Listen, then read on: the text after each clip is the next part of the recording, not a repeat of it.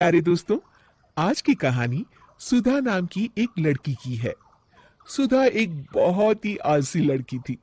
घर की काम करना तो दूर, वो एक गिलास पानी के लिए भी अपनी माँ पर निर्भर थी। अरे अब उठ भी जा नालायक। 10 बजे तक सोती रहती है। अरे कुछ तो घरेलू लड़कियों वाले लक्षण दिखा। सोने दो ना माँ, क्यों परेशान कर रही हो? अरे भाग्यवान, क्यों मेरी बिटिया को तंग कर रही हो? सोने भी दो इसे। लो, बाप बेटी दोनों एक जैसे हैं। देख लेना, आपकी ये लाडली ससुराल जाके हमारी नाक कटाएगी। मैं कहती हूँ अब भी वक्त है, अपनी ये आदतें सुधार ले, वरना ससुराल में तेरी सास कान खींच कर तुझे सीधा करेगी। वही तुझे सबक सिखाएगी। दुनिया में आज तक कोई ऐसी सास पैदा नहीं हुई माँ, जो सुधा चोपड़ा को सबक सिखा सके। लेकिन होनी को कुछ और ही मंजूर था। सुधा की शादी एक ऐसे घर में हो जाती है जहां उसकी सास एक रिटायर्ड पुलिस वाली थी। अब कहानी में मजा आएगा। हाँ माँ, यहाँ सब बहुत अच्छा है। मेरे ससुराल के लोग भी ना बहुत मिलनसार हैं। ठीक है माँ। मुझे नींद आ रही है, फोन रखती हूँ माँ। ठीक सुबह 5 बजे। अरे जल्दी उठो भाग्यवान, वरना कयामत आ जाएगी। हैं? क्या हुआ?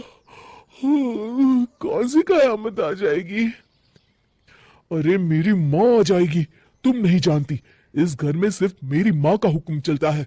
सबको सुबह 5 बजे बिस्तर छोड़कर हॉल में पहुंचना ही पड़ता है। अरे अब इंसान क्या अपनी नींद भी पूरी नहीं करेगा? यहाँ मजाक चल रहा है क्या? तभी वहां सुधा की सास आ जाती है। अटेंशन!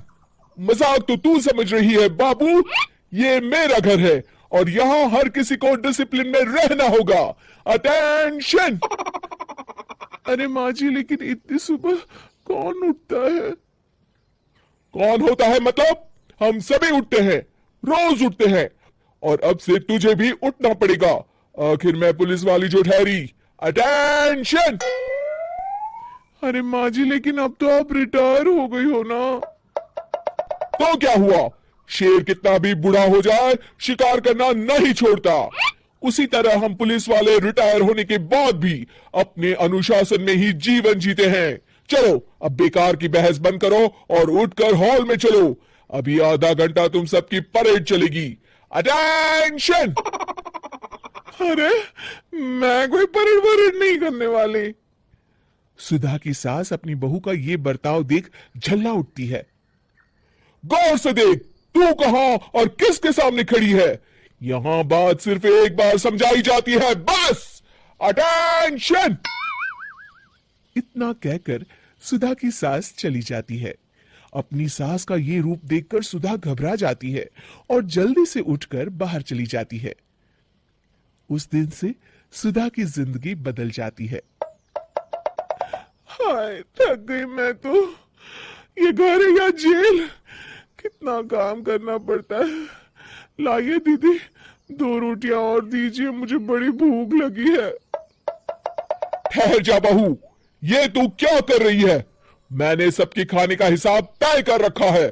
तुम 4 रोटी से ज्यादा नहीं खा सकती और ये मिर्च मसाला भी नहीं चलेगा। मेरी बहुएं एकदम फिट होनी चाहिए। अटेंशन!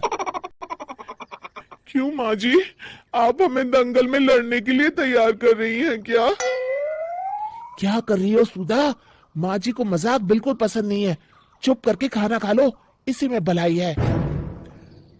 इस तरह धीरे धीरे सुधा अपने सास के रंग में पूरी तरह रंग जाती है। लेकिन इसका उल्टा ही असर पड़ता है।